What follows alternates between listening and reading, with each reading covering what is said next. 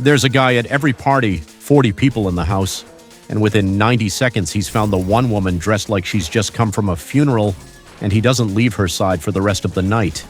You know him. And I want to be honest with you before I say anything else, because otherwise this whole video is a lie. I've been that guy. I know exactly what that pull feels like from the inside. It doesn't feel like a preference, it feels like recognition, like something in you sat up. So I went looking for why. And what I found is that there's a real answer, and it has research in it and history and a study on a bridge in Canada that I'll get to. All of it's true and all of it's interesting, but none of it is the actual answer. The actual answer is about you, and it's not flattering. So let's go get it. First, is this even real? I want to check that before I spend 14 minutes explaining something, because most of the internet doesn't bother. The evidence is thin. There's no serious study on attraction to subcultures. What there is, search data, an enormous volume of jokes, and about 100,000 men in comment sections saying, yeah, that's me, that's my entire thing. And that's not proof, but it's a signal. So here's the claim I'll actually defend. It's not that most men want this, it's that the ones who do want it with an intensity that doesn't match the object. Guys talk about it the way people talk about conversion experiences. And that's been consistent across generations. That's the strange part. Not the attraction, the size of it. Something is being asked for here that is much bigger than a woman in eyeliner. Okay, surface layer first. Contrast, light and dark. That's it. There's perception research, Richard Russell around 2009, showing that faces differ by sex and how much the eyes and mouth stand out against the surrounding skin. Higher contrast reads female, lower reads male, and you can prove it on a single face. Same bones, same everything. Raise the contrast, people call it more feminine. Lower it, more masculine. Nothing changed except light. Now think about what makeup is. Foundation flattens the skin. Liner darkens the eyes. Lipstick darkens the mouth. It's a contrast machine. Humans have been doing this for thousands of years without knowing why. They just noticed it worked. Goth makeup takes that dial and puts it through the wall. So here's what I want you to sit with. Before you had a thought, before personality, before taste, before you knew her name, your visual system had already been handed a signal it was built to notice. In about 1/5 of a second, you experienced that as her, as something about who she is. It was light. And I'm not saying that to be cynical. I'm saying it because most people go their whole lives never once considering that the thing they call attraction is partly just their hardware firing, and they build an entire mythology on top of it. They meet someone and they call it fate, and they never ask what actually happened in that first second. You should ask. That's the whole point of thinking. Second layer, and this one changed how I look at the whole thing. She didn't invent it either. The goth wardrobe is almost entirely borrowed, and it's borrowed from two places. The first is Victorian mourning dress. Prince Albert dies in 1861, Queen Victoria wears black for 40 years, and Britain builds an entire economy around grief. Mourning warehouses. Actual rules about how many months you spend in full mourning versus half. A trade in black jet jewelry out of Whitby, which is the town where Dracula comes ashore, and where the biggest goth festival in Britain still happens twice a year. A whole visual language developed so people could look expensive and beautiful while being publicly, formally sad. High collars, veils, black silk, deliberate pallor. Look at a goth in a corset and a choker, and you're looking at a Victorian widow with better boots. The second source is fetish clubwear. Goth came out of punk, and punk's clothes came largely out of one shop on the Kings Road where Westwood and McLaren sold bondage gear as street clothing. Through the 80s and 90s, goth nights and fetish nights shared venues, shared weekends, sometimes shared people. Latex, harnesses, collars, buckles, it moved across and it stayed. So, funeral and fetish club, in the same outfit. Death and sex, fused. And here's why that matters for what I'm actually talking about. You thought she was original. That was a large part of the appeal, that she'd built something of her own, but she's wearing 200 years of other people's decisions, same as you are. Nobody is original, everybody is assembled. The only real question is whether you know what you're made of. She probably does. That's the difference. Not originality, awareness. Third thing, and this one's uncomfortable in a specific direction. Dressing like that is expensive, not mainly money. Socially, it's 45 minutes every morning that other people spend asleep. It's being stared at on the bus. It's comments from strangers, from co-workers, from your uncle who thinks he's the first man to make that joke. Depending on where she lives, it's being refused service, followed around a shop, moved along for standing somewhere, and she does it anyway. Every day, on purpose. That's what's called a costly signal. It means something because it isn't free. Anyone can say they know who they are. Paying a public tax on it daily is hard to fake. So what she's broadcasting is, I know what I am and I'll take the hit. And I think that's most of it, honestly, not the makeup. That. Because ask yourself, and actually answer, don't skip this. What do you do every day that costs you something, that you do anyway because it's who you are? For a lot of guys watching this, the answer is nothing, not one thing. Everything they wear, everything they say, every opinion they hold in public is calibrated for the least possible friction. And then they meet someone who's paying that price openly, and they feel this enormous pull, and they think it's desire. Some of it's desire.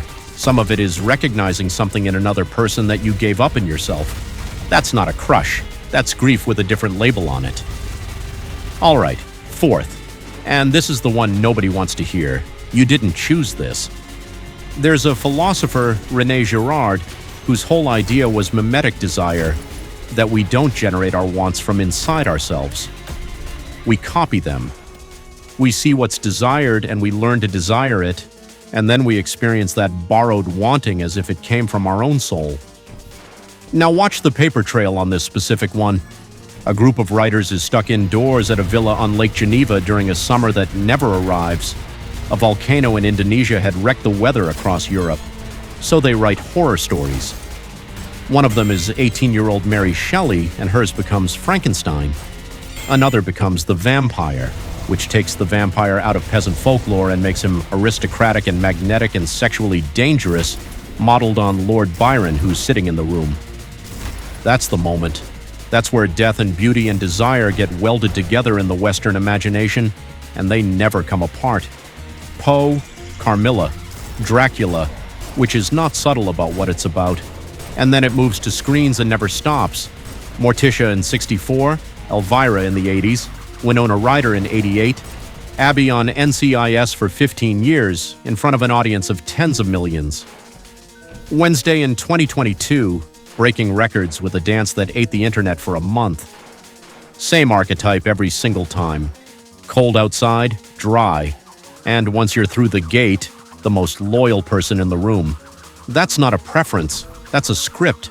It's been running since Byron, it's been on television continuously for 60 years, and most of the men who have it absorbed it at 11 and have spent their lives believing it was something they came up with.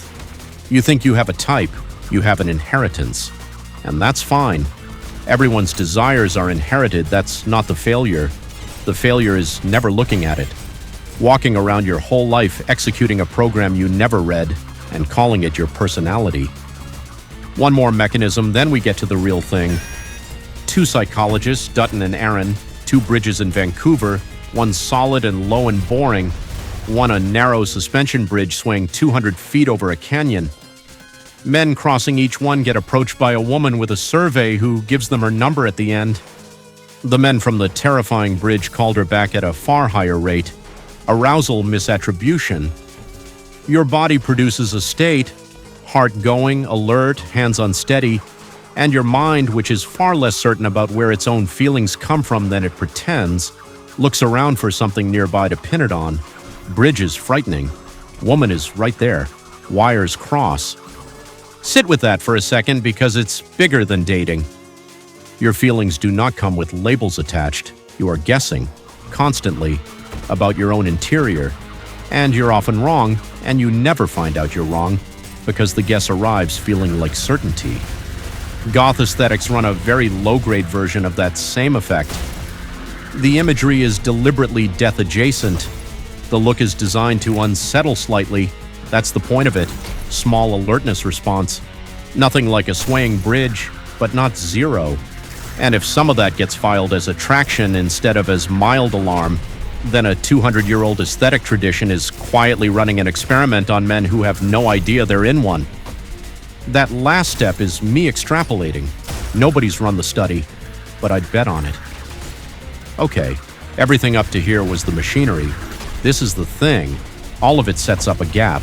Cold outside, warm inside. And when a man discovers that gap himself, it doesn't land like information. It lands like being chosen. She's like that with everyone else. She's not like that with me. And that feeling is enormous. I know how enormous. But look at what's actually inside it. Kierkegaard wrote about a mode of living he called the aesthetic life.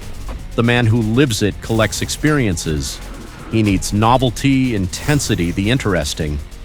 He isn't evil, he's often charming, often clever, but he never commits to anything because commitment is boring and he is running from boredom his whole life. And underneath all that motion is a man with no self, just a series of things he's had. That's this, exactly this. Because the man who wants the goth girlfriend specifically as a category, he doesn't want her. He wants what having her would say about him. He wants to be the man who's interesting enough that an interesting woman chose him. He wants an identity, and he's trying to acquire it by proxy, because building one costs what she's been paying every morning for years and he doesn't want to pay it. She is set dressing in a story he's telling about himself, and she will figure that out, probably before he does. Because here's what happens if you ask goth women about any of this. A lot of them will tell you it's exhausting. Being a type is not the same as being liked. There's a specific flavor of attention that treats a person as an aesthetic to be collected, a checklist item, a phase to have had, a kink with a haircut. From the inside, it doesn't feel like being appreciated. It feels like being looked straight through. 3 things. 1. You're not like other girls is not a compliment. It's an insult to every other woman wearing a compliment's coat, and she can hear that. 2. Goth is a music subculture. Post-punk, around 79. Bauhaus, Susie and the Banshees, the Batcave opening in Soho in 82, the Sisters of Mercy. 40 years of records and clubs and art and genuine mutual support. For a lot of people, it was the first room they walked into where they weren't treated as a problem to be solved. If your entire interest in it is how the eyeliner sits on a woman's face, you don't like goth. You like a look. And 3, the tell, the man who's so into goth girls but wants her to tone it down before she meets his parents was never into her.